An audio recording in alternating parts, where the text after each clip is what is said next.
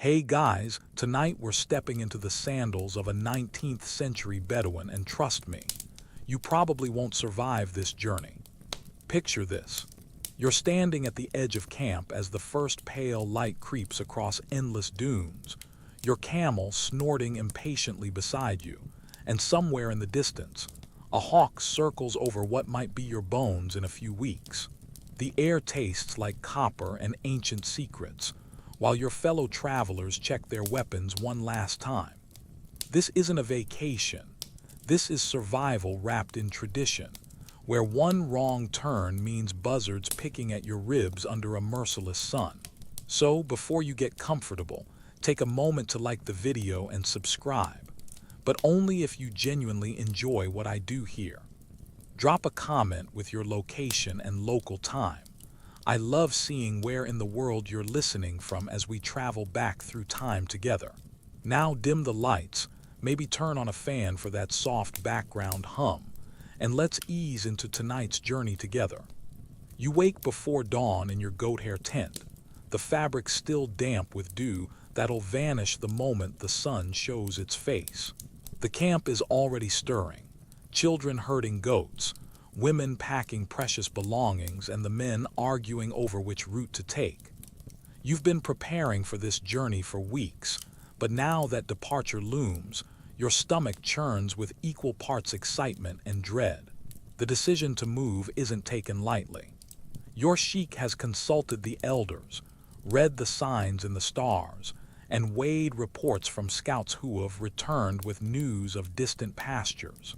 Historians still argue whether these migrations followed ancient, predetermined routes or were improvised responses to changing conditions.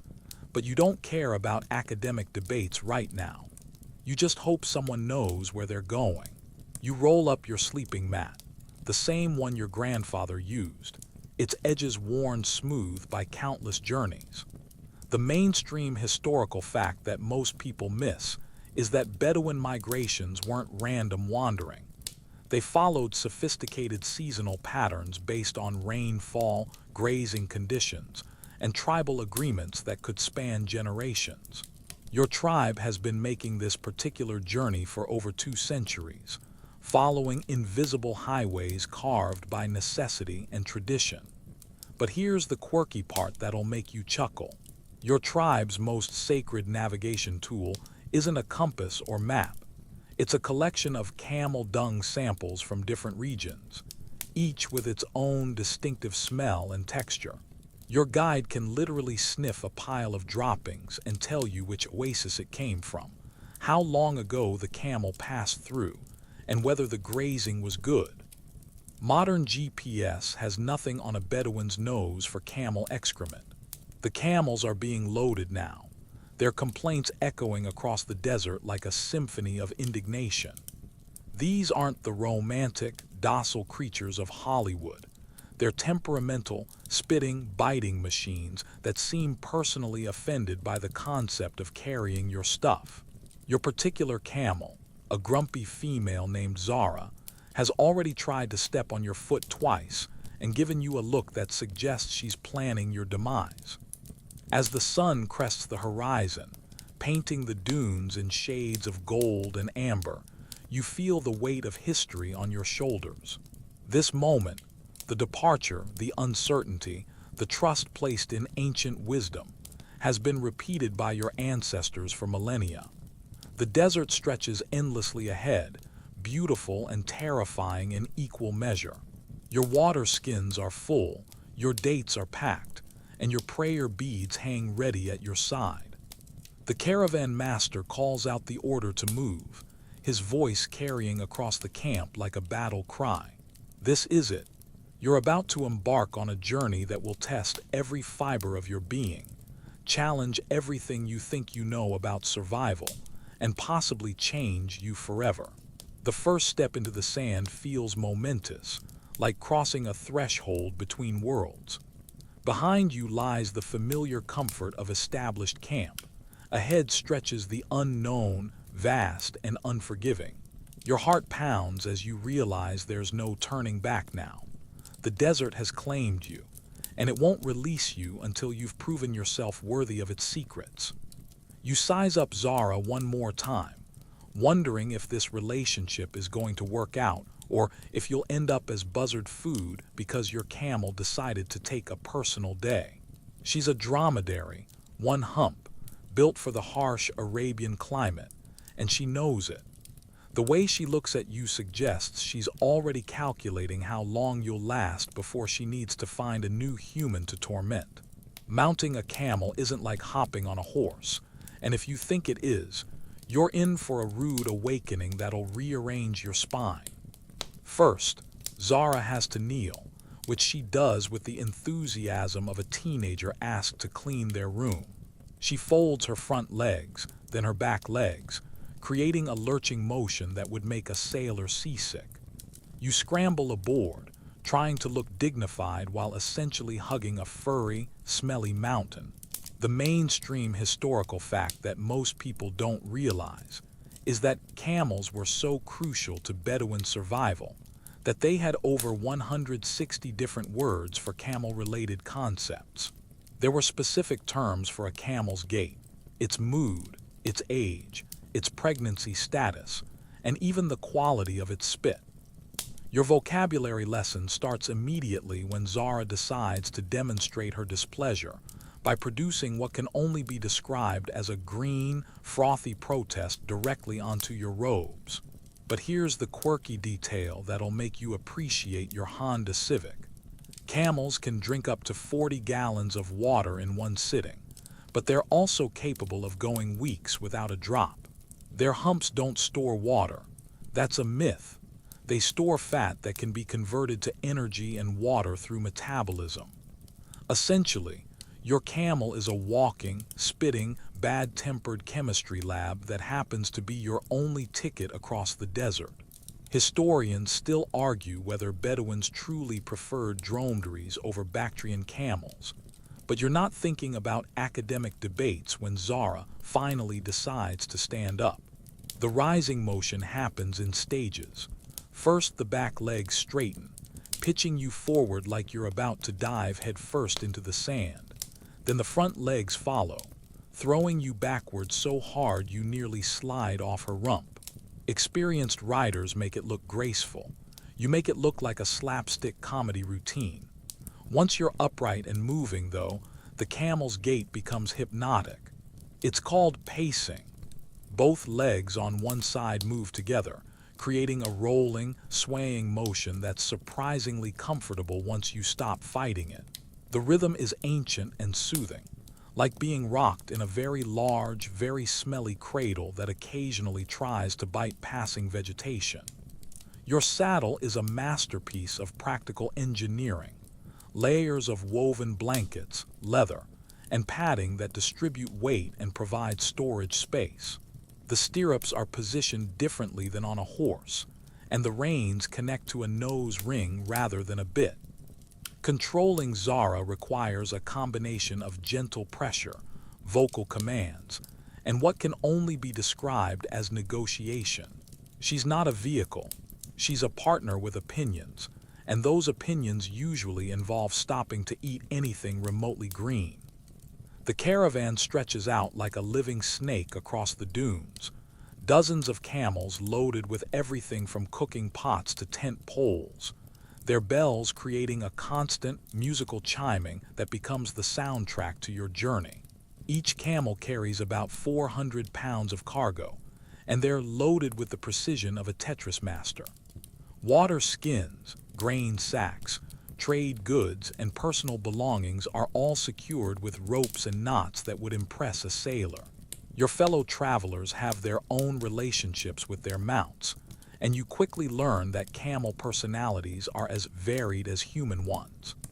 There's the alpha male who struts like he owns the desert, the nervous female who jumps at shadows, and the ancient patriarch who moves with the slow dignity of accumulated wisdom. Some camels are social butterflies, constantly trying to nuzzle their neighbors.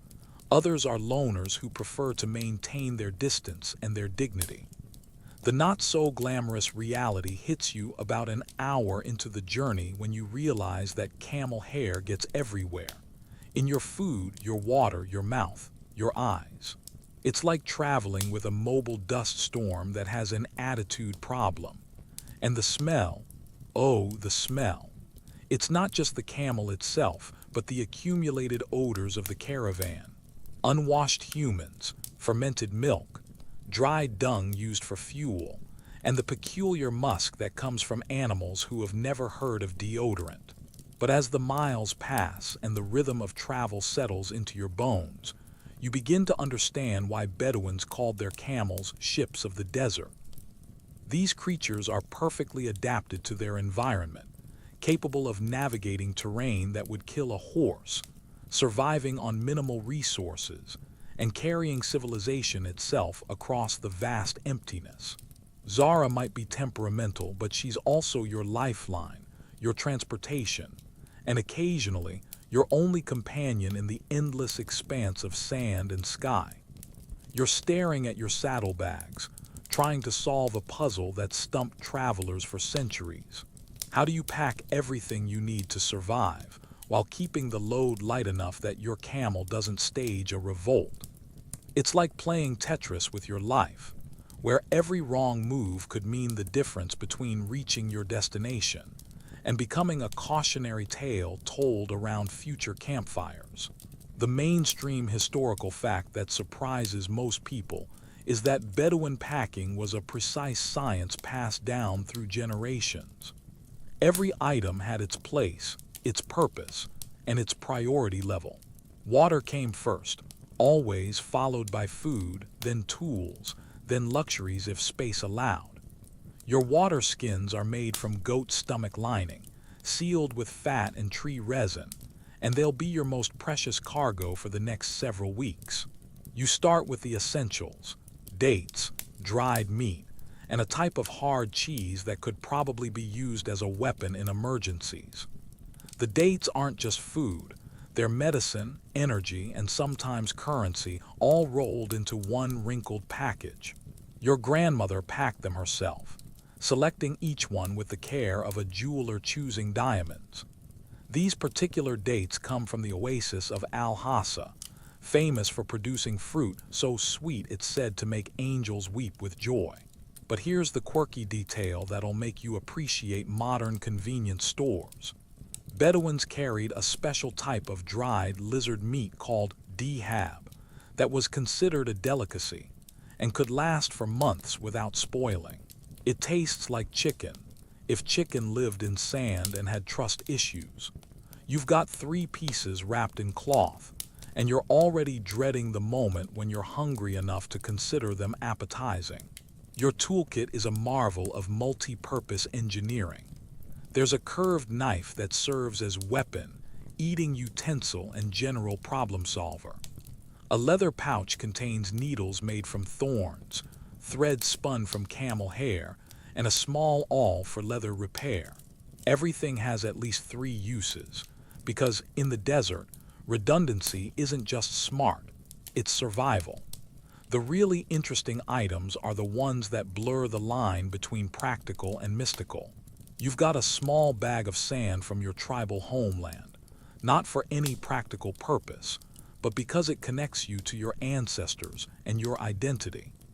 There's a piece of meteorite iron wrapped in silk.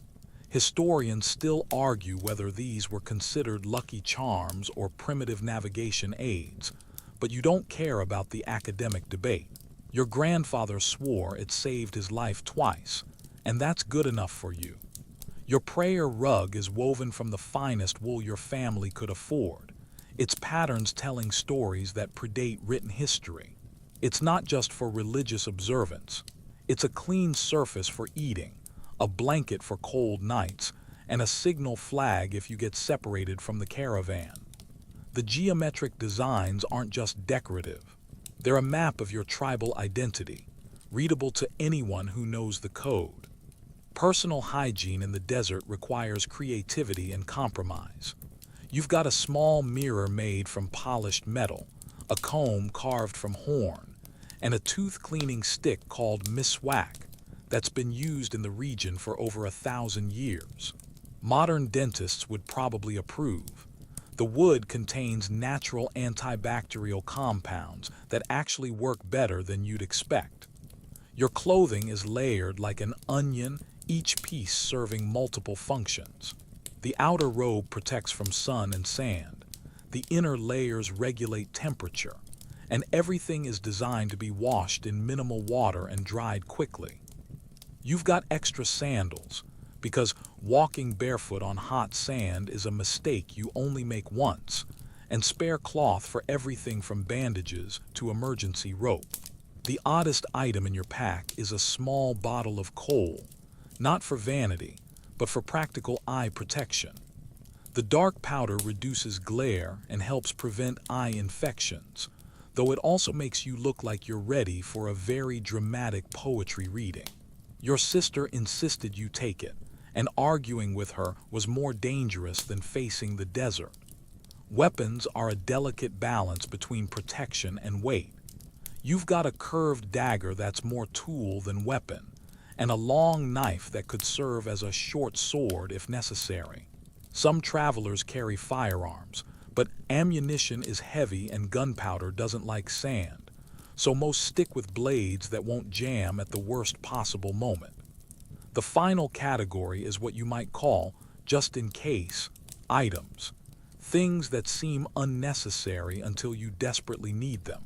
A small sewing kit, extra rope, a fire-starting kit that works even in wind, and a collection of small gifts for potential hosts along the way.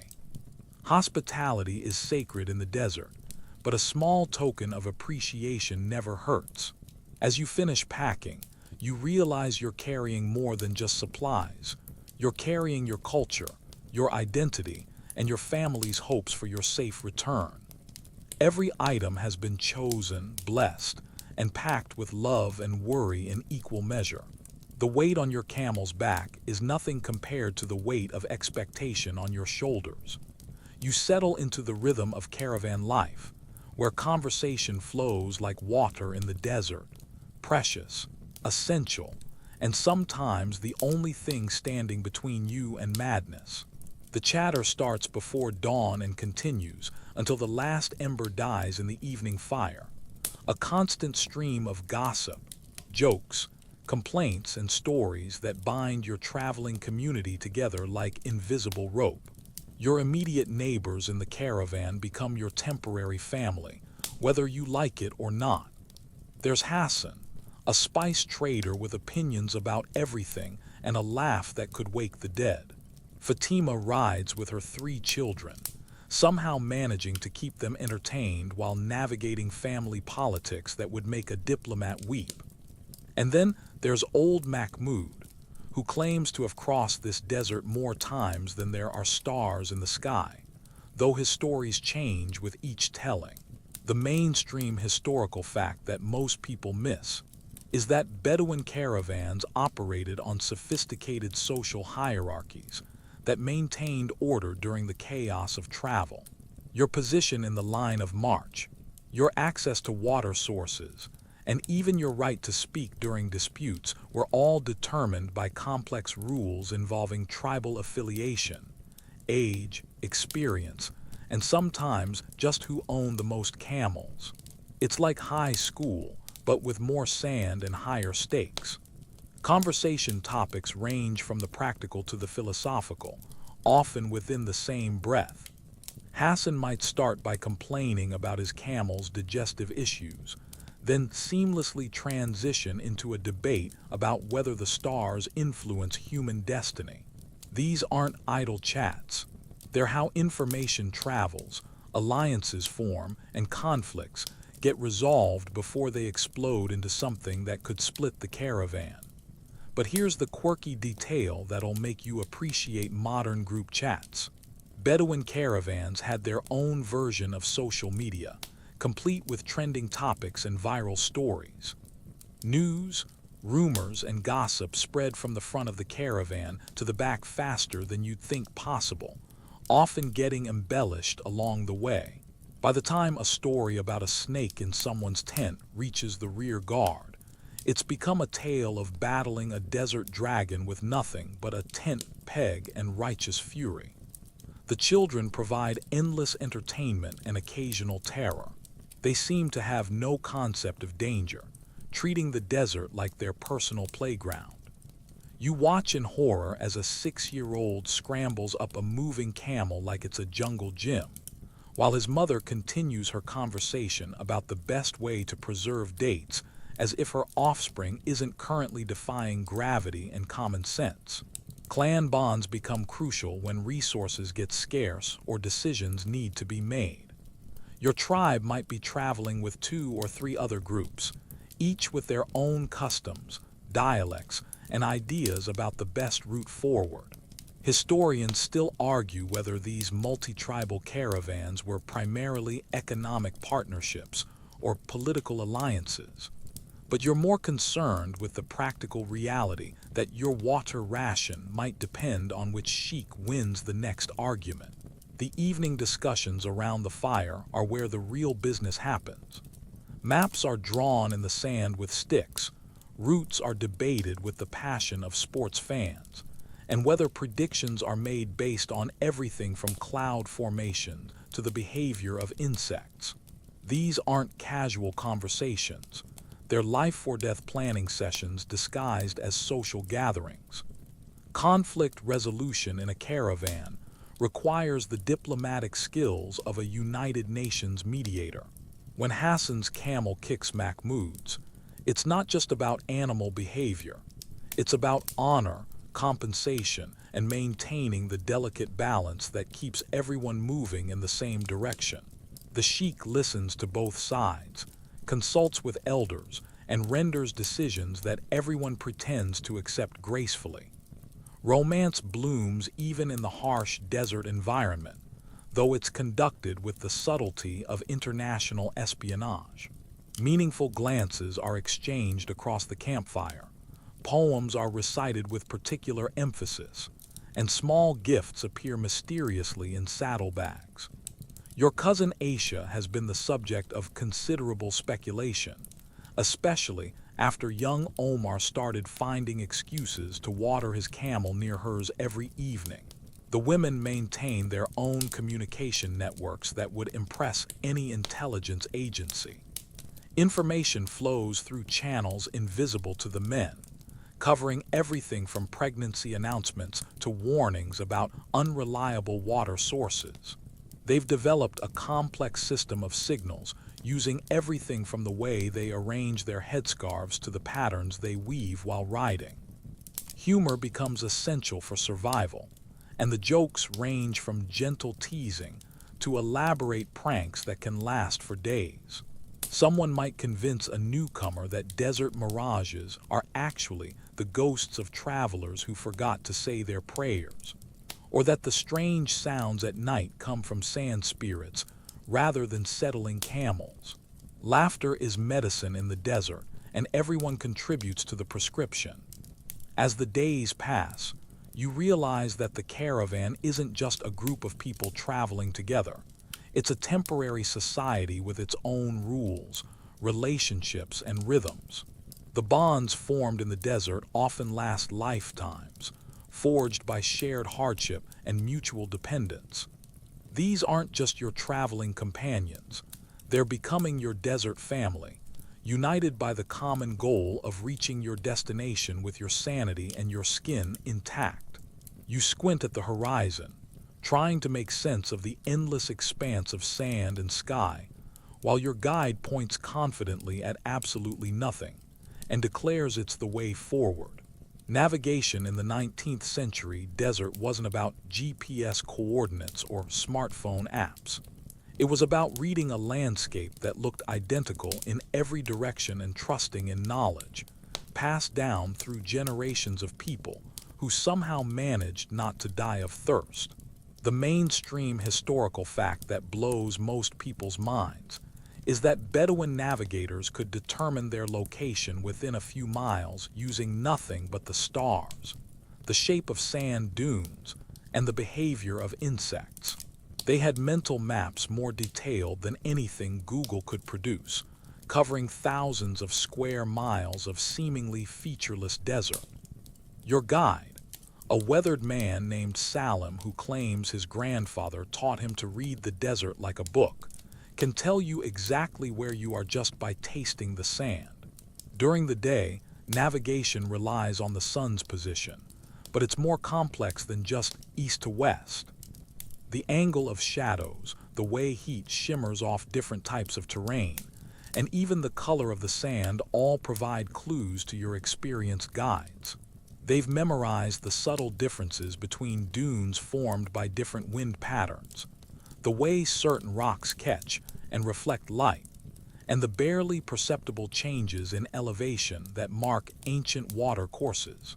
But here's the quirky detail that'll make you question everything you thought you knew about desert survival. Bedouin navigators use the flight patterns of birds as a GPS system. Different species fly at different altitudes and follow specific routes to water sources. A flock of doves flying low means water within a day's journey. Hawks circling high indicate rocky terrain ahead. And the complete absence of birds suggests you're in the deep desert where even the wildlife has given up hope. The real magic happens at night when the stars come out in a display that would make city dwellers weep with envy. Without light pollution, the desert sky reveals thousands of stars invisible to modern eyes, and your guides know them all by name. They've divided the heavens into a complex map of reference points, seasonal markers, and directional indicators that would make an astronomer jealous. Polaris, the North Star, is your most reliable friend, but it's not the only celestial body earning its keep. The constellation patterns change throughout the night and across seasons, providing a constantly updating navigation system. Your guide can tell you the time, the season, and your approximate location just by glancing at the sky, though he usually adds dramatic pauses and mysterious pronouncements to make the whole process seem more mystical than it actually is. Historians still argue whether ancient Bedouin navigation was purely practical knowledge, or if it incorporated elements of astrology and spiritual belief. But you're not concerned with academic debates when Salim suddenly changes direction based on what he claims is a message from the stars. The man has successfully guided caravans for 30 years, so you're inclined to trust his methods, even if they seem to involve more mysticism than meteorology. The landscape itself tells stories to those who know how to read them.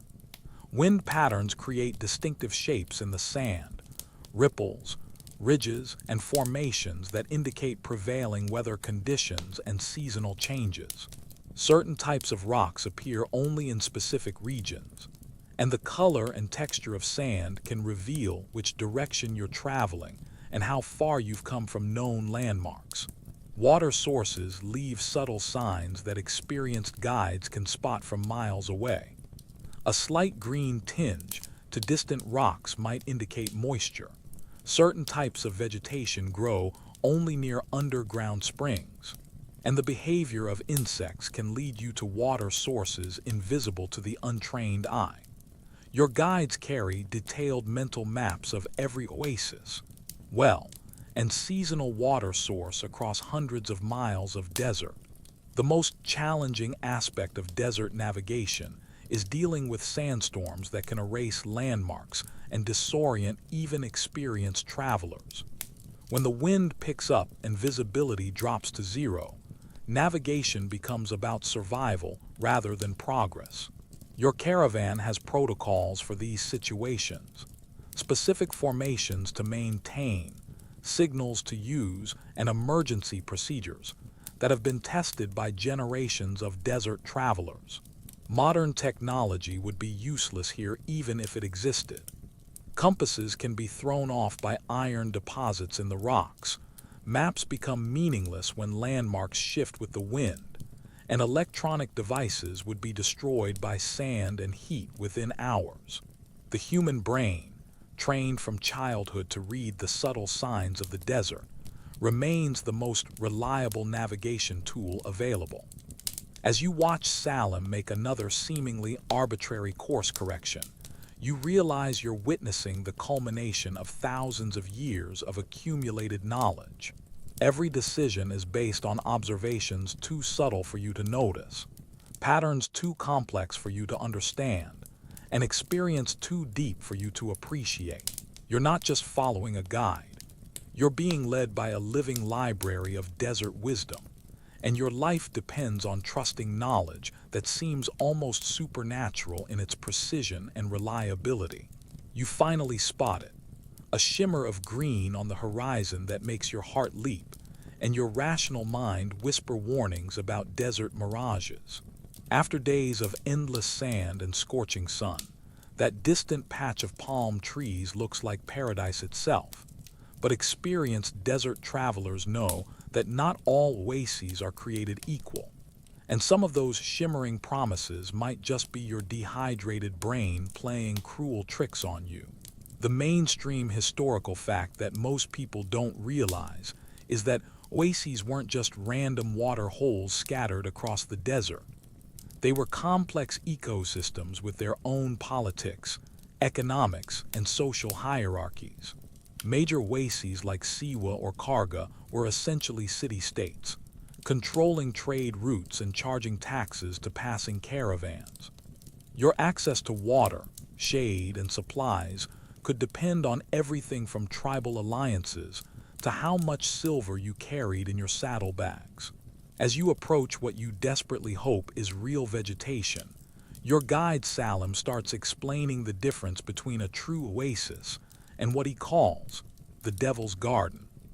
Patches of salt-tolerant plants that grow around brackish water sources that'll make you sicker than a camel with indigestion.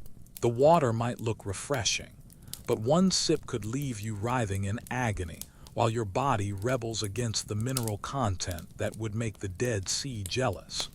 But here's the quirky detail that'll make you appreciate your local water treatment plant. Some oases were known for their medicinal properties, which usually meant the water tasted terrible but supposedly cured everything from joint pain to bad luck. The oasis of Ain Shams was famous for water that smelled like rotten eggs, but was believed to restore youth and vitality. Desperate travelers would hold their noses and drink the sulfurous brew, then spend the next few days wondering if eternal youth was worth feeling like they'd been poisoned. The social dynamics of oasis life are fascinating and terrifying in equal measure. These aren't just rest stops, they're communities with their own rules, customs, and ways of dealing with strangers. Some oases welcome travelers with legendary hospitality, offering food, water, and shelter to anyone who arrives peacefully. Others are more selective, requiring proper introductions, payment, or proof of good intentions before they'll even let you water your camels. Your caravan's approach is carefully orchestrated, like a diplomatic mission to a foreign country. The sheik rides ahead with gifts and greetings, while the rest of you wait at a respectful distance until permission is granted to enter. This isn't just politeness, it's survival. An oasis community that feels threatened or disrespected can make your life very difficult very quickly. The first sign that you've reached a legitimate oasis isn't the water, it's the sound. After days of desert silence broken only by camel complaints and wind, you suddenly hear the most beautiful noise in the world, the splash and gurgle of flowing water. It's followed by the rustle of palm fronds, the buzz of insects, and the chatter of people who aren't slowly dying of thirst. Historians still argue whether oasis communities were primarily agricultural settlements or trading posts, but you don't care about academic debates when you see the date palms heavy with fruit and the small gardens where vegetables grow in neat rows. These people have mastered the art of making the desert bloom, using irrigation systems that would impress modern engineers and crop rotation techniques that maximize every drop of precious water. The water itself requires careful evaluation. Your guides test it first, not just for taste, but for temperature, clarity, and the behavior of local wildlife. If the birds are drinking freely and the fish are swimming happily, it's probably safe for humans. If the local animals are avoiding it, that's a red flag bigger than a Bedouin tent in a sandstorm. Some oases are seasonal, appearing and disappearing based on underground water tables and rainfall patterns that can vary dramatically from year to year. What was a thriving community last season might be nothing but dried mud and abandoned palm trees this time around. Your guides carry mental maps of these seasonal variations, but the desert is constantly changing, and even the most experienced navigator can be surprised by a water source that's vanished or appeared since their last visit. The really dangerous oases are the ones that look perfect but hide deadly secrets. Quicksand disguised as solid ground, water contaminated with minerals that cause hallucinations, or communities that welcome travelers with smiles and rob them blind after dark. Your grandfather's stories are full of cautionary tales about oases that seem too good to be true. Because in the desert, if something seems too good to be true, it probably wants to kill you. But when you finally reach a legitimate, friendly oasis after days of desert travel, it's like stepping into another world. The temperature drops by 20 degrees under the palm canopy. The air smells of growing things instead of sand and camel, and the sound of running water is better than any music ever composed. You can almost feel your body relaxing as it realizes that death by dehydration has been postponed for at least another day. The oasis becomes a temporary paradise where you can wash the sand from your hair, refill your water skins, and remember what it feels like to sit in actual shade. But even paradise has its price, and you know that tomorrow you'll be back in the endless expanse of sand and sun, carrying the memory of green leaves and cool water like a talisman against the desert's harsh reality. You keep your eyes constantly moving across the landscape, scanning for threats that could end your journey in ways ranging from merely unpleasant to spectacularly gruesome. The desert isn't just trying to kill you with heat and thirst. It's got a whole arsenal of creative dangers that would make a horror movie director take notes. And your survival depends on spotting trouble before trouble spots you. The most obvious threat comes from other humans, specifically the raiders who make their living by relieving travelers of their possessions, their dignity, and occasionally their lives. These aren't romantic bandits from adventure novels. They're desperate, well-armed groups who know the desert better than you do and have fewer moral qualms about violence. Your caravan travels in formation partly for protection, with scouts riding ahead and guards watching the flanks for the telltale dust clouds that might signal approaching trouble.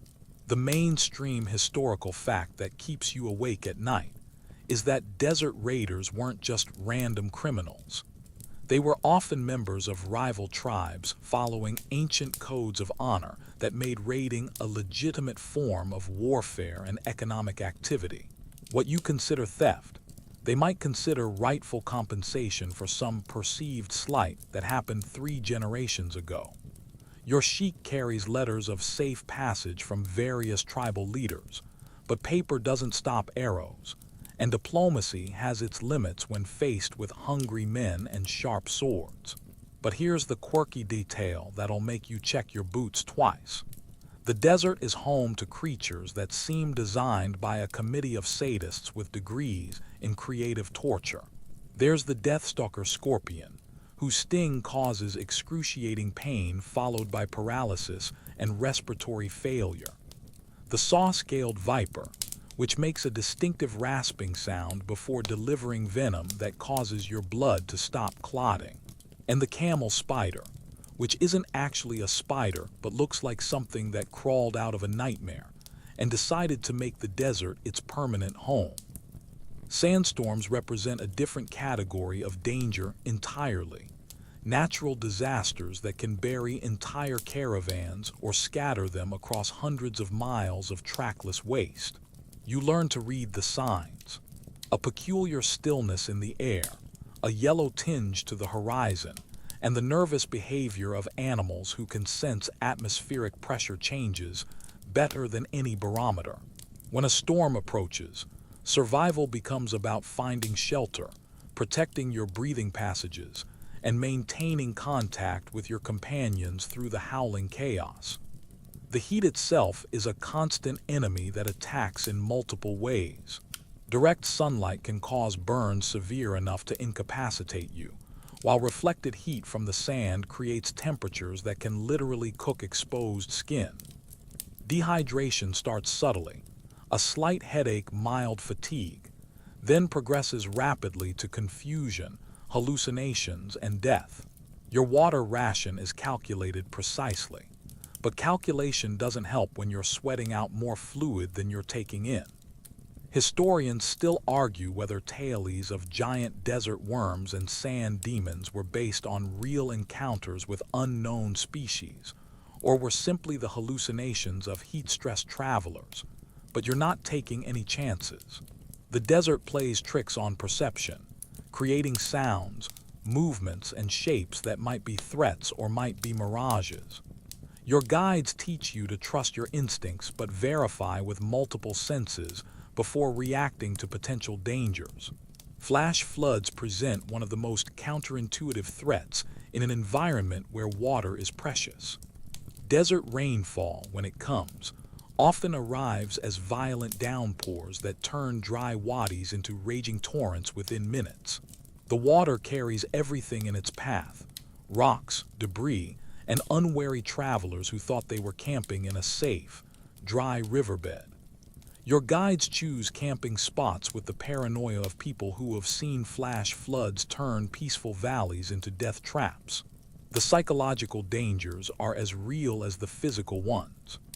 The endless monotony of sand and sky can drive people to madness, while the constant stress of survival wears down mental defenses until rational people start making irrational decisions. Isolation, fear, and exhaustion combine to create a mental state where small problems become catastrophic crises and minor disagreements escalate into life-threatening conflicts. Navigation errors represent perhaps the most insidious danger because they compound over time. A small mistake in direction, unnoticed for a few days, can lead you hundreds of miles off course into regions where no help exists and no rescue is possible. Your guides double-check their calculations obsessively, but the desert is vast enough to swallow entire civilizations, and overconfidence has killed more travelers than all the scorpions and raiders combined. Equipment failure in the desert isn't just inconvenient, it's potentially fatal. A broken water skin means thirst, a lame camel means being stranded, and a torn tent means exposure to elements that show no mercy.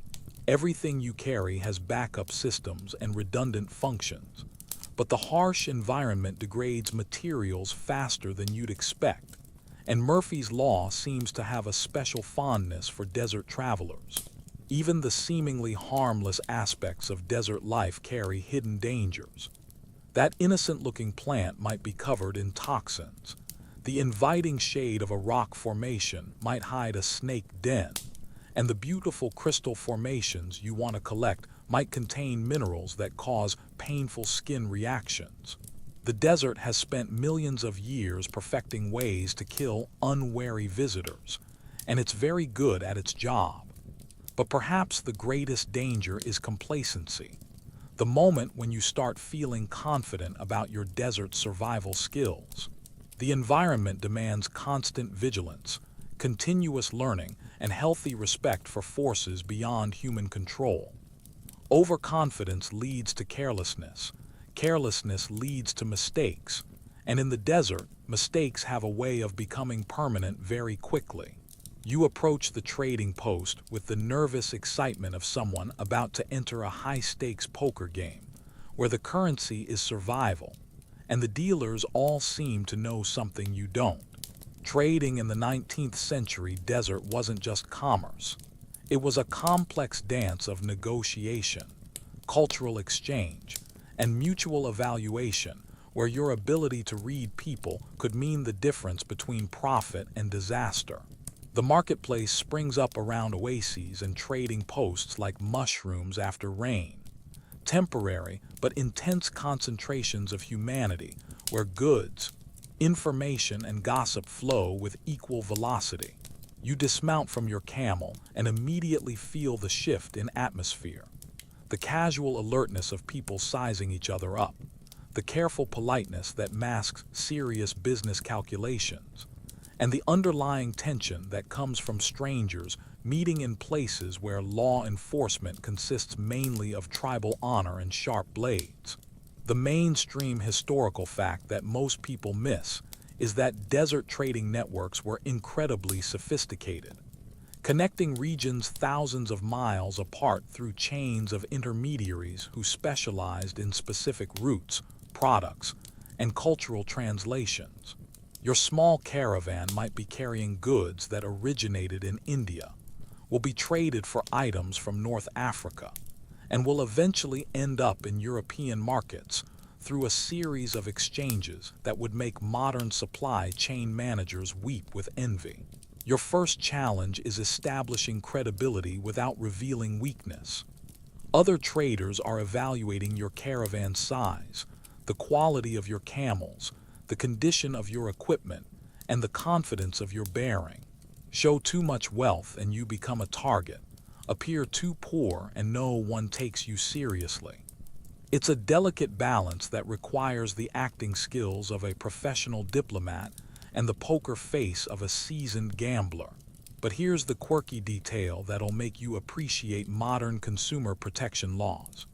Desert traders had their own elaborate system of quality assurance that involved everything from ritual tasting ceremonies to complex oaths sworn on sacred objects. Spice quality was determined by elaborate sniffing rituals that looked like religious ceremonies. Textile authenticity was verified through tests involving fire, water, and sometimes the trader's own teeth. And precious metals were evaluated using techniques that bordered on alchemy. The haggling process is an art form that would make auction house professionals jealous. Prices aren't just numbers. They're opening moves in elaborate negotiations that can last for hours and involve multiple rounds of offers, counteroffers, dramatic walkouts, and reconciliations that feel like international peace treaties.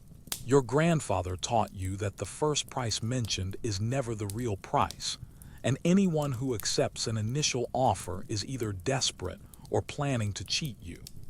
Language barriers add another layer of complexity to every transaction.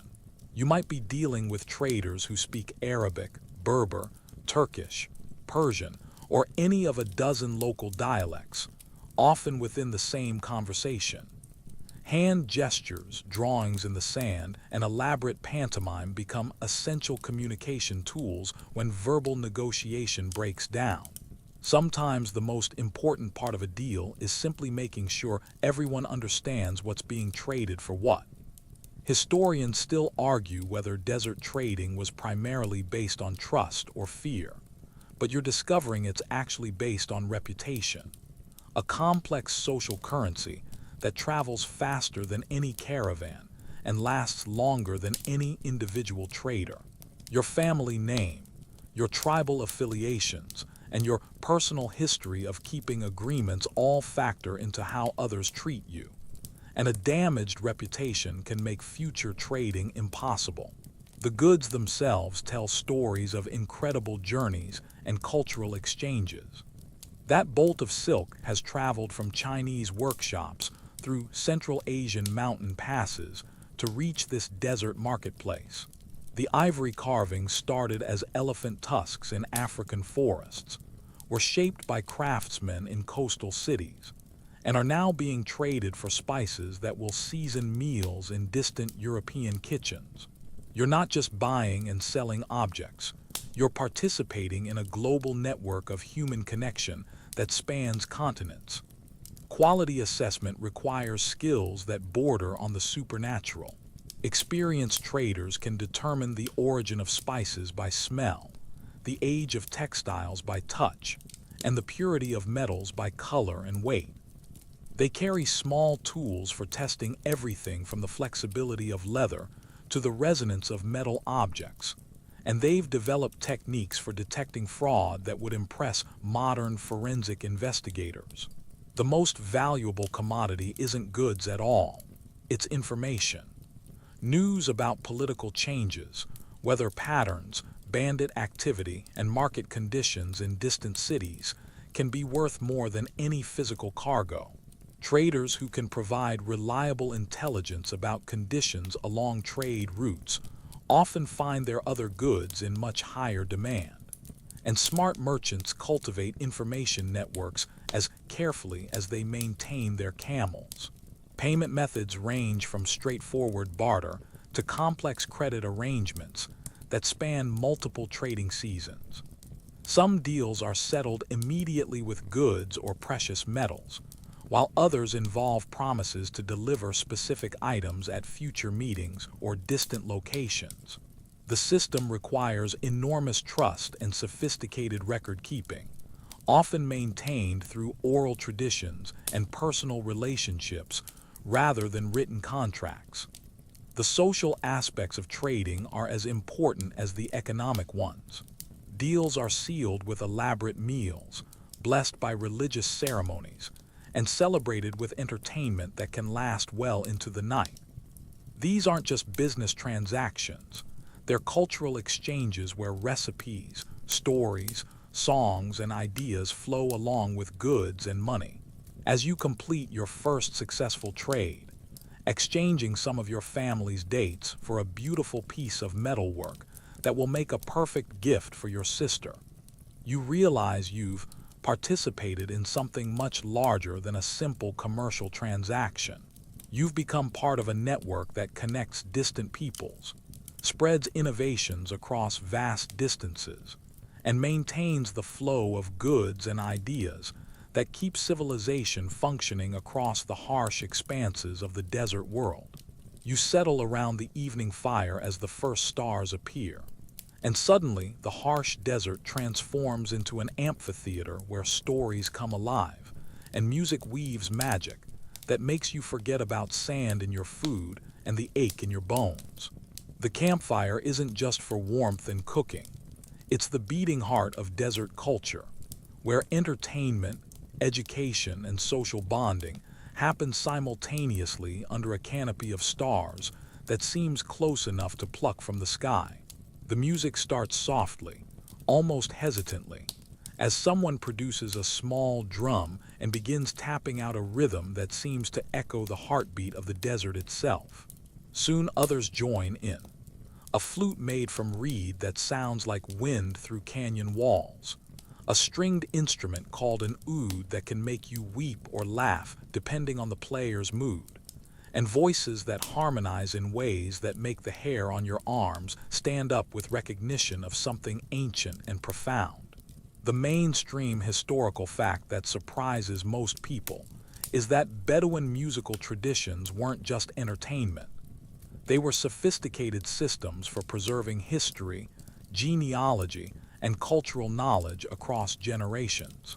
Epic poems could contain hundreds of verses that chronicled tribal histories, recorded important events, and maintained legal precedents that served as oral law codes. Your grandfather's ability to recite the complete genealogy of your tribe going back 12 generations isn't showing off. It's maintaining the legal and social framework that defines your identity and rights. The storytelling begins when old Mahmoud clears his throat and announces he's going to tell the tale of the merchant who tried to sell sand to a Bedouin. You've heard this story before, but it's different every time, shaped by the audience, the mood, and Mahmoud's assessment of what lessons need to be taught tonight. The story weaves together humor, wisdom, and just enough truth to make you wonder if it really happened, or if Mahmoud is the most creative liar in the desert. But here's the quirky detail that'll make you appreciate modern copyright laws. Bedouin storytellers had elaborate systems for owning certain stories and paying royalties to the original creators. Some tales could only be told by specific families or during certain seasons, and unauthorized storytelling could result in serious social consequences. The story of the jinn who fell in love with a camel trader belonged to Hassan's clan, and anyone else who told it owed them a portion of any gifts received from the audience. The children are the most appreciative audience, their eyes wide with wonder as familiar tales unfold with new details and unexpected twists. They're not just being entertained, they're receiving their education in history, morality, and survival skills disguised as bedtime stories. The tale of the clever girl who outwitted the desert raiders teaches negotiation skills. The story of the boy who shared his last dates with a stranger teaches the importance of hospitality. And the legend of the warrior who defeated a sandstorm through prayer teaches the value of faith in desperate situations. Poetry competitions emerge spontaneously, with participants challenging each other to compose verses on assigned topics with increasing complexity and wit. Someone might call for a poem about camels that includes references to 3 different oases and mentions the color blue without using the word itself. The results range from brilliant to hilarious, and the audience judges with applause, laughter, and good-natured heckling that keeps everyone honest.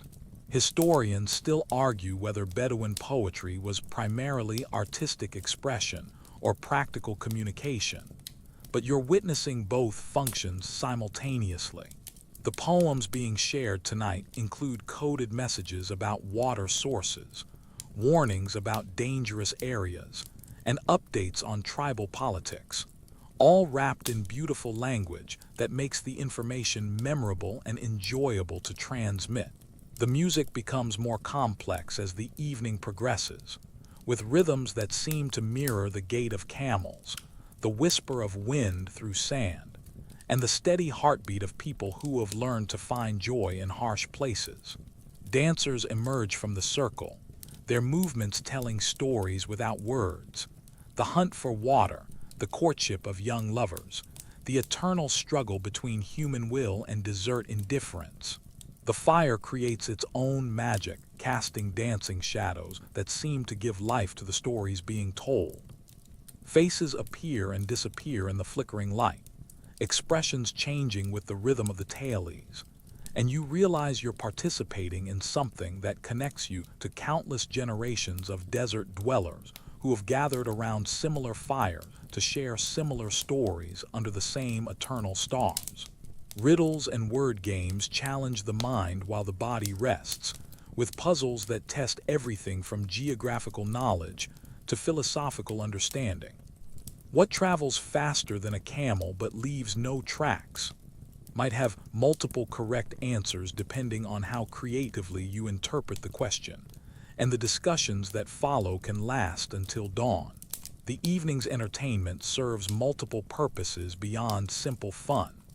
It strengthens social bonds, transmits cultural knowledge, provides mental stimulation after long days of physical hardship, and creates shared experiences that will be remembered and referenced for years to come. The stories told tonight will be retold at future gatherings, growing and changing with each telling, until they become part of the collective memory of your traveling community. As the fire burns lower and the music becomes softer, you realize you've experienced something that no amount of modern entertainment technology can replicate. The combination of live human creativity, ancient cultural traditions, and the magical setting of the desert night has created an experience that touches something deep in your soul, connecting you to the long chain of human storytelling that stretches back to the very beginning of civilization.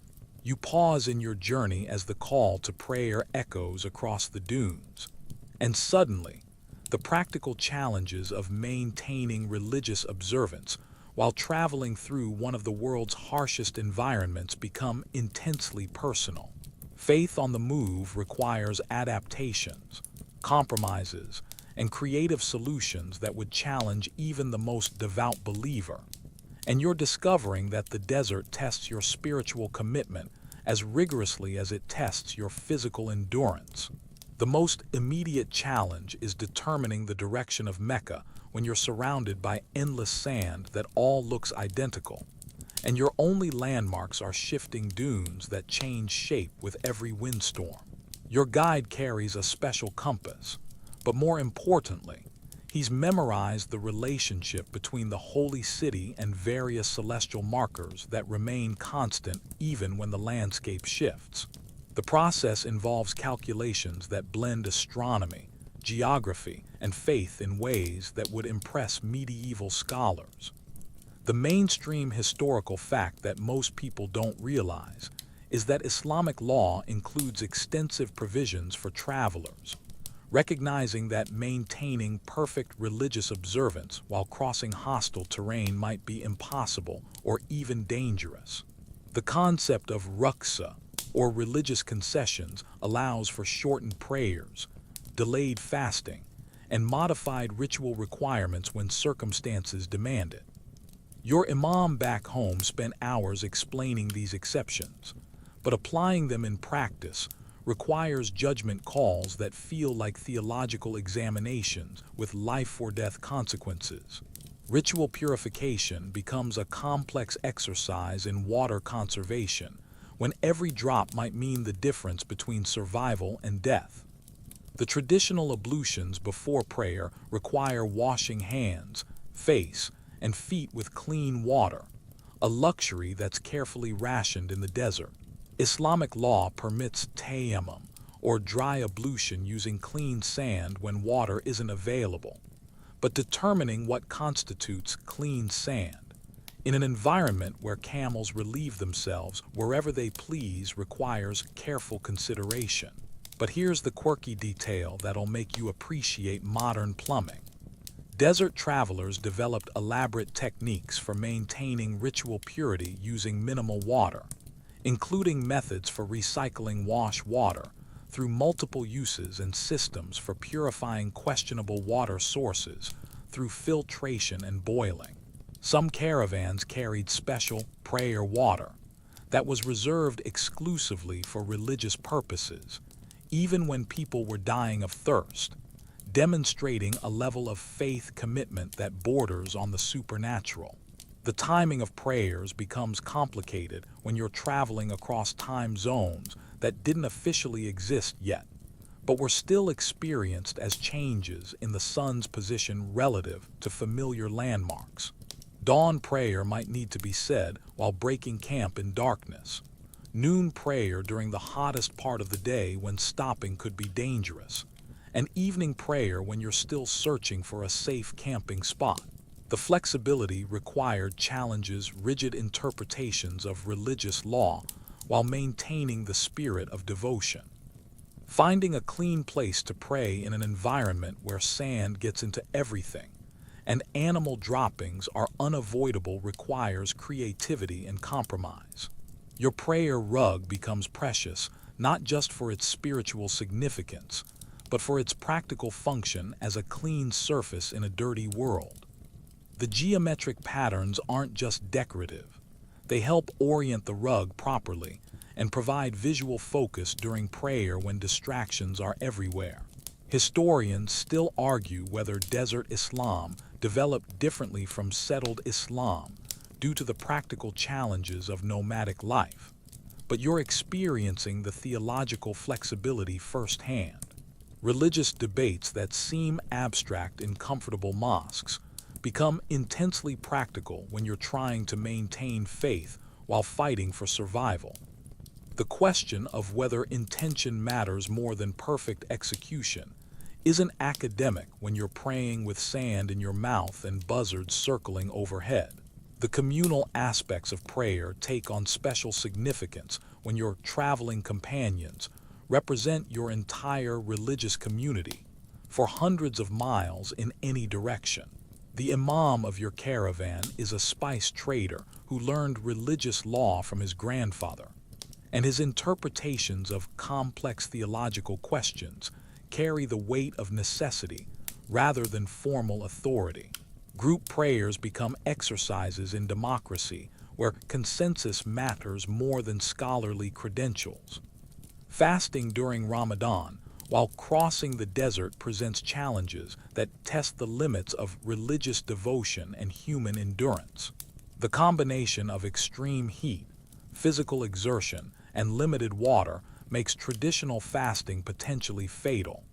Yet the spiritual importance of the observance creates intense internal conflicts. Some travelers postpone their fasting until they reach their destination, while others maintain the practice despite the risks, creating a spectrum of religious observance that reflects individual faith and practical circumstances. The desert itself becomes a place of spiritual reflection, where the vastness of creation and the fragility of human life combine to create a natural cathedral that inspires both humility and awe.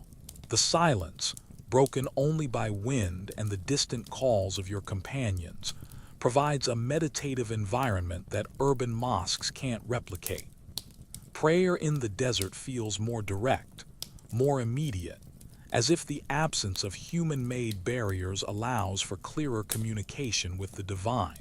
Religious discussions around the evening fire blend theology with practical survival advice, creating a unique form of spiritual education where abstract principles are tested against harsh realities. The question of whether God helps those who help themselves isn't philosophical when you're deciding whether to share your last water with a stranger or save it for your own survival. As you spread your prayer rug on the sand and face toward Mecca, you realize that faith in the desert isn't about perfect observance of ritual requirements. It's about maintaining spiritual connection despite physical hardship, finding meaning in suffering, and trusting in divine providence when human planning reaches its limits. The desert strips away the comfortable certainties of settled life and forces you to discover what you truly believe when everything else has been burned away by sun and scoured clean by sand. You notice the women of your caravan moving with a quiet authority that would surprise anyone who thinks desert life was exclusively a man's world. And you quickly realize that female travelers weren't just passengers along for the ride. They were essential organizers, skilled negotiators, and sometimes the real power brokers who kept entire expeditions from falling apart in spectacular fashion.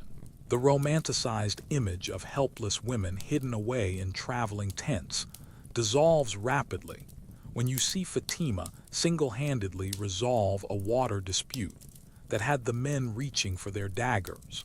The mainstream historical fact that challenges most assumptions is that Bedouin women often wielded considerable economic and social influence, particularly in matters of trade, tribal diplomacy, and resource management.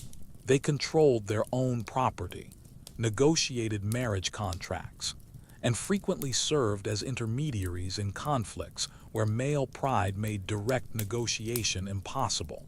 Your caravan's success might depend more on the women's ability to maintain alliances and manage resources than on the men's skill with weapons and navigation. Women's roles in caravan organization are both visible and invisible, depending on what you're looking for. They manage the complex logistics of feeding dozens of people with limited supplies, maintain the social networks that provide information and support, and often serve as the caravan's unofficial medical staff. When someone falls ill, it's not the men who know which herbs treat fever or how to set a broken bone. It's the women who carry generations of healing knowledge in their heads and medicine pouches. But here's the quirky detail that'll make you reconsider everything you thought you knew about gender roles in traditional societies. Some of the most successful long-distance traders were women who used their supposed invisibility as a strategic advantage. While men engaged in obvious displays of wealth and power that attracted raiders and competitors, women could move valuable goods with less attention, negotiate deals without triggering male ego conflicts, and maintain trading relationships that lasted for generations through careful cultivation of personal connections. The tent management alone requires skills that would impress modern logistics coordinators. Women oversee the daily setup and breakdown of temporary homes that must provide shelter, privacy, and comfort while being portable enough to load on camels every morning. They've developed systems for organizing everything from cooking utensils to children's toys in spaces smaller than most modern closets. And they can transform a pile of fabric and poles into a comfortable living space in less time than it takes most people to set up a modern camping tent. Historians still argue whether women's apparent authority in domestic matters translated into real political power, or was simply a way of managing traditionally female responsibilities. But you're witnessing decision-making processes where women's voices carry significant weight. When the caravan faces a choice between two routes, the women's assessment of water availability, safety concerns, and the needs of children and elderly travelers often determines the final decision, regardless of what the men initially preferred. The social dynamics become particularly interesting during negotiations with settled communities, where women often serve as cultural ambassadors who can establish trust and gather information in ways that armed men cannot. They're invited into homes, included in family conversations, and given access to local knowledge that might be withheld from obviously commercial or military visitors.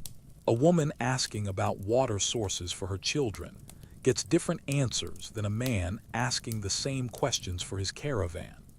Child-rearing in the desert requires adaptations that would challenge modern parenting experts, and women bear primary responsibility for keeping the next generation alive and educated while traveling through one of the world's most hostile environments. They've developed techniques for teaching children essential survival skills through games, stories, and daily activities that make learning feel natural rather than forced. A 5-year-old who can identify edible plants, predict weather changes, and navigate by stars isn't showing off. She's demonstrating the education her mother has been providing since she could walk. The medical knowledge that women carry represents centuries of accumulated wisdom about treating everything from scorpion stings to difficult births with limited resources and no access to professional help. They know which plants stop bleeding, which combinations of herbs reduce fever, and how to treat infected wounds using materials available in the desert. This isn't folk medicine. It's practical healthcare that often works better than the formal medical treatments available in settled areas.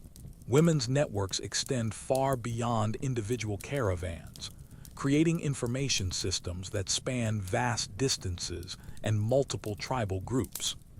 A woman in your caravan might have sisters, cousins, or trading partners scattered across hundreds of miles of desert, and these connections provide early warning about everything from political changes to bandit activity.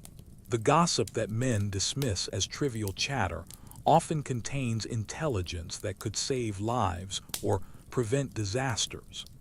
The economic contributions of women are often underestimated because they don't always involve obvious commercial transactions. The textiles they weave during travel, the food they preserve and prepare, and the social connections they maintain all have monetary value that contributes to the caravan's overall success. A woman who can produce high-quality cloth while riding a camel is essentially operating a mobile factory that generates income throughout the journey. Marriage negotiations and family alliances often depend on women's assessment of potential partners and their families, and these decisions can have political and economic consequences that extend far beyond individual relationships. A well-negotiated marriage might secure access to new trade routes, establish peace between rival groups, or create partnerships that benefit entire communities for generations. As you watch the women of your caravan manage complex logistics, resolve conflicts, and maintain the social fabric that holds your traveling community together, you realize that the traditional narrative of male-dominated desert society misses half the story. These women aren't just surviving in a harsh environment. They're thriving, leading and shaping the course of your journey in ways that are both subtle and profound. You wake up shivering in your tent despite being in one of the world's hottest deserts, and the contradiction makes you question everything you thought you knew about desert survival, as you discover that the same environment trying to cook you alive during the day is now attempting to freeze you solid under a canopy of stars that seem close enough to touch, but offer no warmth whatsoever. The temperature swings in the desert are brutal and unforgiving, dropping from scorching daytime highs that can literally cook an egg on a rock to nighttime lows that make you wonder if you've somehow been transported to the Arctic while you slept. Your body, already stressed from heat exhaustion and dehydration, now has to cope with cold that penetrates through layers of clothing and makes your teeth chatter like castanets in a flamenco performance gone wrong. The mainstream historical fact that surprises most people is that more desert travelers died from exposure to cold than from heat-related causes, particularly during winter months when nighttime temperatures could drop below freezing even in regions that reached 120 degrees Fahrenheit during the day. Your ancestors developed sophisticated layering systems and shelter techniques specifically designed to handle these extreme temperature variations. But the knowledge requires constant application and careful attention to changing conditions. Clothing becomes a complex engineering problem where every layer serves multiple functions and must be adjustable throughout the day. Your outer robes protect from sun and sand during daylight hours, then become insulation against cold when the sun disappears. The loose-fitting garments that seemed impractical in the heat now trap warm air close to your body, while the light colors that reflected sunlight during the day help retain body heat when temperatures plummet. But here's the quirky detail that'll make you appreciate modern weather forecasting. Bedouin travelers developed their own meteorological systems based on everything from the behavior of insects to the way sand felt underfoot. They could predict temperature changes hours in advance by observing subtle signs that modern instruments might miss. And they carried remedies for weather-related ailments that were often more effective than contemporary medical treatments available in settled areas. The wind becomes your enemy in new and creative ways as temperatures drop, cutting through clothing with surgical precision and creating wind chill effects that make the actual temperature feel even colder. Desert winds at night carry a different quality than daytime breezes. They're sharper, more penetrating, and they seem to find every gap in your defenses with the persistence of a bill collector. Shelter construction requires techniques that account for both heat and cold, often within the same 24-hour period. Your tent must provide shade and ventilation during the day, then transform into an insulated refuge when the sun sets. The materials, positioning, and internal organization all factor into creating a microenvironment that can be adjusted as conditions change. And the difference between a well-designed shelter and a poorly constructed one can literally mean the difference between life and death. Historians still argue whether desert peoples developed superior cold weather survival techniques because of necessity or whether their methods were simply different adaptations to the same environmental challenges faced by other cultures. But you're experiencing the practical effectiveness firsthand. The techniques passed down through generations aren't just traditional knowledge. They're tested solutions to problems that can kill you if you get them wrong. Fire management becomes crucial when fuel is scarce, and every piece of combustible material must be conserved for maximum effect. Dried camel dung, which seemed like a joke when you first learned about it, now becomes precious fuel that burns hot and long when properly prepared. The women of your caravan have developed techniques for collecting, drying, and storing fuel that ensure you'll have warmth when you need it most, even in regions where wood is non-existent. The physiological effects of extreme temperature swings stress your body in ways that compound other desert survival challenges. Your metabolism works overtime trying to regulate body temperature, burning calories and water reserves that are already stretched thin. Sleep becomes difficult when you're constantly adjusting clothing and bedding to maintain comfort, and fatigue from poor rest makes you more vulnerable to other dangers. Food and water requirements change dramatically with temperature, and the calculations that seemed straightforward during hot weather become complex equations involving caloric needs, hydration requirements, and the energy costs of maintaining body temperature.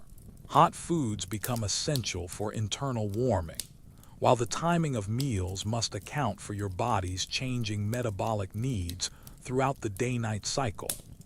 The psychological effects of extreme cold in a desert environment can be particularly disorienting because they contradict your expectations and preparation. You came equipped for heat, mentally prepared for sun and sand, and the sudden shift to shivering survival mode can trigger panic responses that make rational decision-making difficult. The cognitive dissonance of freezing in a desert can be as dangerous as the physical effects of the cold itself. Remedies for cold-related problems range from practical to seemingly magical, and distinguishing between effective treatments and desperate superstitions becomes crucial when you're too cold to think clearly. Some traditional warming techniques work through solid physiological principles, while others might be placebos that provide psychological comfort without real physical benefit. Your survival might depend on knowing the difference. Group dynamics change when everyone is cold, tired, and struggling with environmental conditions that seem designed to break human spirit.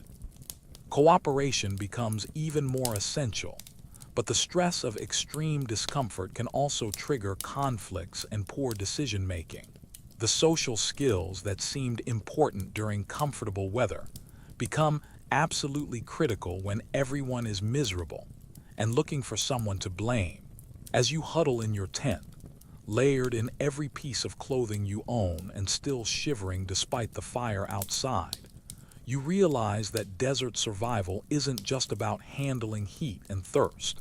It's about adapting to an environment that tests every aspect of human endurance and ingenuity.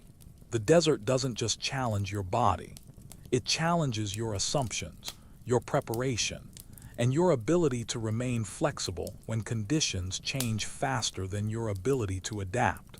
You spot dust clouds on the horizon and feel your heart rate spike as you realize that after days of seeing nothing but sand and sky, you're about to encounter other human beings who might be friends, enemies, or something in between. And in the desert, getting that assessment wrong could be the last mistake you ever make. The approach of strangers triggers a complex protocol of evaluation, preparation, and diplomatic maneuvering that would make international relations experts take notes. The first challenge is determining intent from a distance, using clues that range from the obvious to the subtle. The size of the approaching group, their formation, the speed of their approach, and even the way they handle their weapons all provide information about whether you're facing traders, fellow travelers, raiders, or something else entirely. Your guides have developed an almost supernatural ability to read these signs, but they're also preparing for the possibility that their assessment might be wrong. The mainstream historical fact that most people don't realize is that desert hospitality wasn't just cultural tradition. It was a survival mechanism that created networks of mutual support across vast, hostile territories. The obligation to provide food, water, and shelter to travelers wasn't charity. It was insurance against the day when you might be the one desperately needing help in unfamiliar territory. Your caravan's reputation for honoring these obligations could determine whether you receive aid or hostility from strangers. Your caravan's response to approaching strangers follows protocols that balance caution with courtesy, demonstrating peaceful intentions while maintaining defensive capabilities. Weapons are kept accessible but not obviously threatening. Valuable goods are secured but not hidden so completely that they suggest fear or weakness. And your most diplomatic members prepare to handle initial contact, while your fighters position themselves for rapid response if negotiations go badly. But here's the quirky detail that'll make you appreciate modern international law. Desert encounters often involved elaborate gift exchanges that served as both diplomatic gestures and intelligence-gathering operations. The quality, quantity, and type of gifts offered revealed information about the giver's wealth, cultural background, and intentions, while the manner of acceptance or refusal sent equally complex messages about the recipient's attitude and capabilities. A poorly chosen gift could trigger conflicts that lasted for generations. Language barriers create immediate challenges when the approaching group speaks a different dialect or comes from a distant region with unfamiliar customs. Your caravan includes people who speak multiple languages, but communication often relies on universal gestures, shared religious practices, and the international language of trade that transcends cultural boundaries. A smile, an open palm, and the traditional greeting of peace can prevent misunderstandings that might otherwise escalate into violence. The information exchange that follows successful initial contact is as valuable as any trade goods, with both groups sharing news about conditions ahead, dangers to avoid, and opportunities to pursue. These conversations aren't just friendly chatter. They're intelligence briefings that could save lives or prevent disasters. Word of bandit activity, water source conditions, or political changes in distant settlements travels through these informal networks faster than any official communication system. Historians still argue whether desert hospitality was genuine altruism or calculated self-interest. But you're experiencing the practical benefits regardless of the motivation. The strangers you've encountered turn out to be spice merchants from a distant oasis, and their willingness to share information about water sources and safe camping spots demonstrates the mutual benefit system that makes long-distance desert travel possible for small groups. The cultural exchange that occurs during these encounters enriches everyone involved, with stories, songs, recipes, and techniques passing between groups like intellectual trade goods. You learn a new method for treating camel ailments, hear news about political changes in regions you've never visited, and discover that your family's reputation extends much further than you realized. These connections create a sense of community that spans vast distances and diverse populations. Trust building happens quickly in the desert because circumstances don't allow for extended evaluation periods. You must decide within hours whether to camp together, share resources, or even travel in company for mutual protection. The stakes are high. Trusting the wrong people could result in theft, abandonment, or worse, while failing to trust the right people could mean missing opportunities for safety, profit, or assistance when you desperately need it.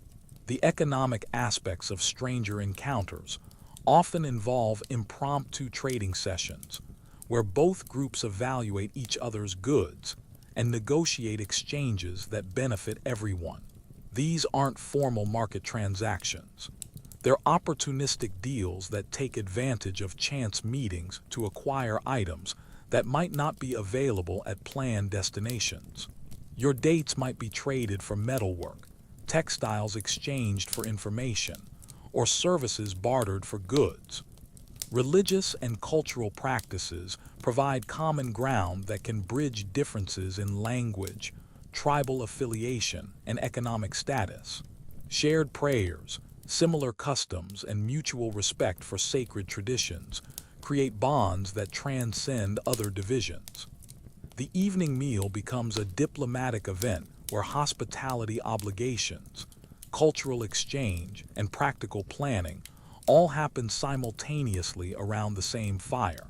The parting of ways requires its own diplomatic protocols, with expressions of gratitude, wishes for safe travel, and often formal invitations to visit distant homes or trading posts. These aren't just polite gestures. They're creating networks of obligation and friendship that might prove valuable in future travels. The stranger who shares his water with you today might become a crucial ally when you're traveling through his territory years from now. As you watch the dust clouds of your new acquaintances disappear over the horizon, you realize that these chance encounters are what make long-distance desert travel possible for anyone other than large, well-armed expeditions.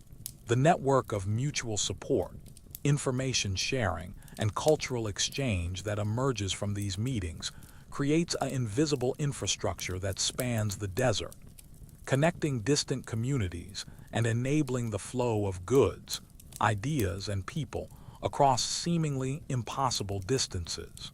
You finally see it, the destination that's been pulling you forward through weeks of sand, heat, and uncertainty. And the mixture of relief, exhaustion, and strange anxiety that washes over you makes you understand why desert travelers often describe arrival as both triumph and loss. The settlement ahead represents safety, comfort, and the end of daily survival challenges. But it also means the end of the intense bonds forged by shared hardship and the unique freedom that comes from carrying everything you need on your back. The approach to your destination follows its own rituals and protocols, designed to announce your peaceful intentions while demonstrating that you're not desperate refugees who might become a burden on the community.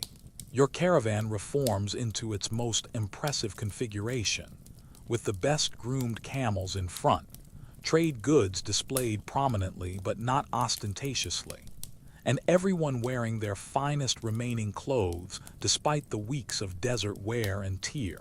The mainstream historical fact that surprises most people is that desert settlements often had complex immigration and visitor policies that determined who could enter, where they could stay, and what activities they could pursue.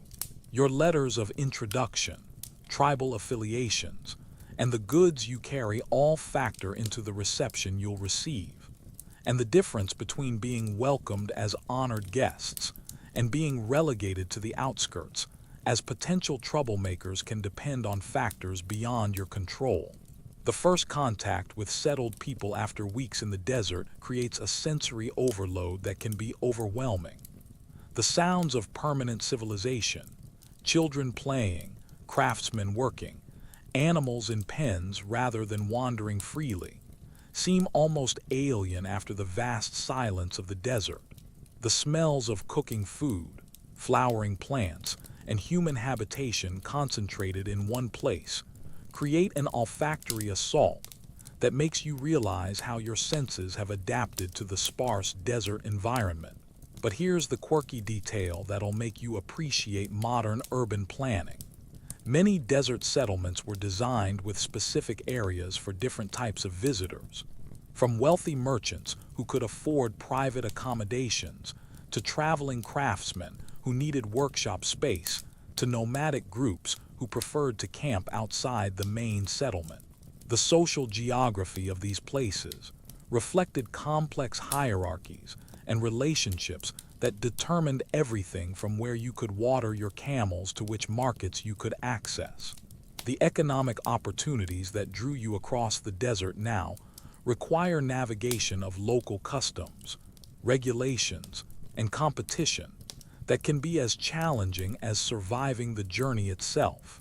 The goods that seemed valuable in your homeland might be common here, while items you considered worthless could be in high demand. Market research in the pre-internet age required careful observation, discreet inquiries, and the ability to read social cues that revealed the true value of different commodities. Reunion with family and friends who have been waiting for your arrival creates emotional moments that make the hardships of travel seem worthwhile. But it also requires readjustment to relationships that have continued evolving during your absence. The person who left months ago isn't quite the same as the one who returns. Hardened by desert experience and changed by the challenges of survival in one of the world's most hostile environments. Historians still argue whether long-distance desert travel was primarily motivated by economic necessity or cultural tradition. But you're discovering that the reasons for leaving often differ from the reasons for returning. The profits from trade, the satisfaction of completing a dangerous journey, and the stories you'll tell for the rest of your life all contribute to a sense of accomplishment that goes beyond simple commercial success. The process of settling back into stationary life requires its own adjustments, as your body and mind adapt to sleeping in the same place every night, having unlimited access to water, and not needing to constantly scan the horizon for threats. The hypervigilance that kept you alive in the desert becomes unnecessary and even counterproductive in a settled environment where relaxation is possible and paranoia is antisocial. Your camels, who have been your companions, transportation, and lifelines for weeks, now face their own transition as they're sold, traded, or retired to easier duties. The relationship you've developed with these animals, part partnership, part mutual tolerance, part Stockholm syndrome, comes to an end as they're integrated into local herds or prepared for other travelers' journeys. The stories you bring back from the desert become a form of currency in their own right, traded for hospitality, used to establish credibility, and shared as entertainment that connects your community to the wider world. Your adventures, exaggerated just enough to maintain interest but not so much as to damage credibility, become part of the local folklore and might influence future travelers' decisions about routes, timing, and preparation. The physical evidence of your journey, the wear on your equipment, the changes in your appearance, and the goods you've acquired, serves as proof of your accomplishments and credentials for future expeditions. The desert leaves its mark on everything and everyone who crosses it, and these marks become badges of honor that command respect and open doors in communities that value experience over formal education. The planning for your next journey often begins before you've fully recovered from the current one, as you evaluate what worked, what didn't, and what you'd do differently given another chance. The desert gets into your blood, creating an addiction to the freedom, challenge, and intensity that can't be satisfied by settled life, no matter how comfortable or prosperous it might be. As you finally dismount from your camel for the last time and feel solid ground beneath your feet, you realize that arrival isn't really an ending. It's a pause between journeys, a chance to rest, resupply, and prepare for the next adventure that will inevitably call you back to the endless expanse of sand and sky that has become as much a part of your identity as your name or your tribal affiliation. You sit by the fire on your final night in the desert, watching the flames dance against the star-filled sky, and you realize that the stories, superstitions, and wisdom you've gathered during this journey will stay with you forever, becoming part of the invisible cargo you'll carry long after the sand has been shaken from your clothes and the ache has faded from your bones. The line between myth and memory blurs in the desert dusk, where every tale seems possible and every legend might be true. The stories that emerge from desert travel take on lives of their own, growing and changing with each telling, until they become something larger than the original events. Your encounter with the mysterious stranger who appeared at the oasis becomes a tale of jinn and magic. The sandstorm that nearly buried your caravan transforms into an epic battle between human will and supernatural forces. And the night you thought you heard voices calling from the dunes evolves into a ghost story that will be told around campfires for generations. The mainstream historical fact that fascinates scholars is that Bedouin oral traditions preserved accurate historical information for centuries, even when the stories were wrapped in supernatural elements that seemed to obscure the truth. The legend of the lost caravan that appears on moonless nights might actually contain precise geographical information about water sources and safe routes, while the tale of the warrior who defeated a demon could be a coded account of a real battle with specific tactical lessons for future travelers. The superstitions you've encountered during your journey serve practical purposes disguised as magical thinking. The belief that certain plants ward off evil spirits actually protects travelers from poisonous vegetation. The ritual of leaving offerings at specific rocks marks important navigation points.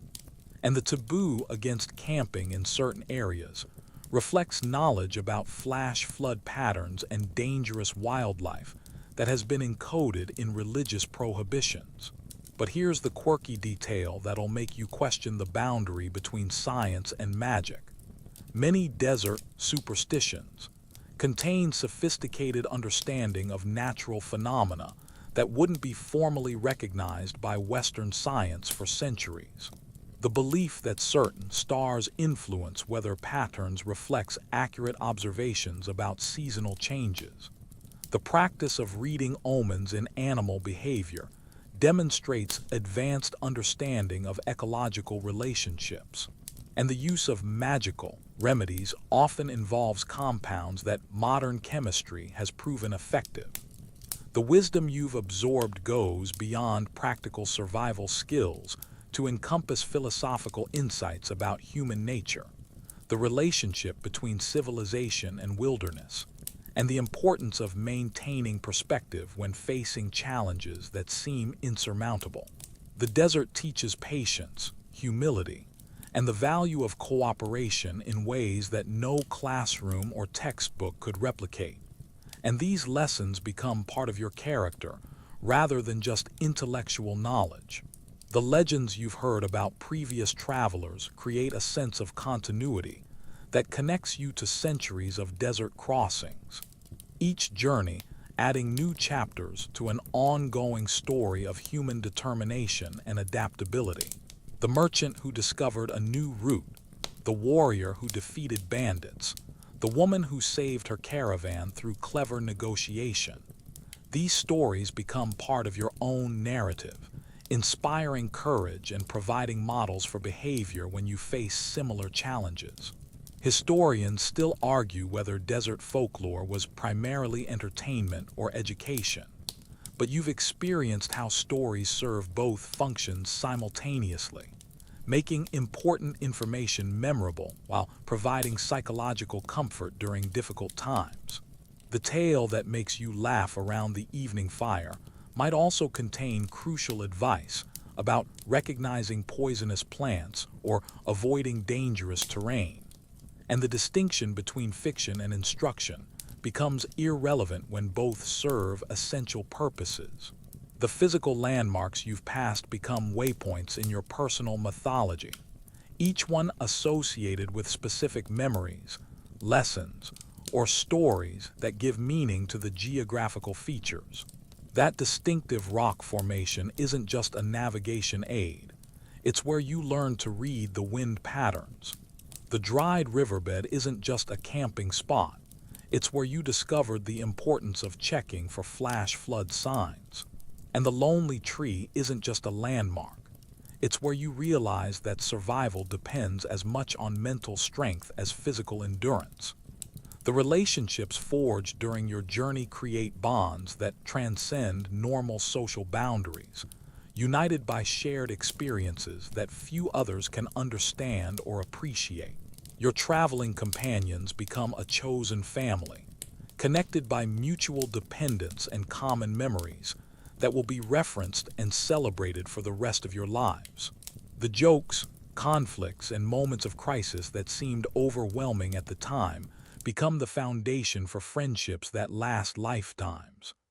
The transformation you've undergone during your desert crossing isn't just physical, it's psychological, spiritual, and social. You've discovered capabilities you didn't know you possessed, faced fears you didn't know you had, and developed confidence that comes only from surviving genuine challenges. The person who returns from the desert isn't the same as the one who entered it, and this change becomes part of your identity and your story. The desert itself becomes a character in your personal narrative, not just a setting but an active participant in your journey that tested, taught, and ultimately transformed you. The relationship you've developed with this harsh environment is complex and contradictory. You respect its power, fear its dangers, appreciate its beauty, and feel strangely homesick for its vast emptiness even as you celebrate reaching safety. As the fire burns lower and the stars wheel overhead in their ancient patterns, you realize that the desert has given you something precious and irreplaceable. A collection of experiences, relationships, and insights that will enrich the rest of your life and connect you to the long tradition of travelers who have crossed these same sands in search of adventure, profit, and self-discovery. The stories you'll tell, the wisdom you've gained, and the memories you've created become your most valuable cargo, worth more than any trade goods or precious metals. These invisible treasures will travel with you wherever you go, providing comfort in difficult times, inspiration when you face new challenges, and connection to the vast, beautiful, terrible desert that has become part of your soul. Now the fire fades to glowing embers, and the desert night wraps around you like a familiar blanket. The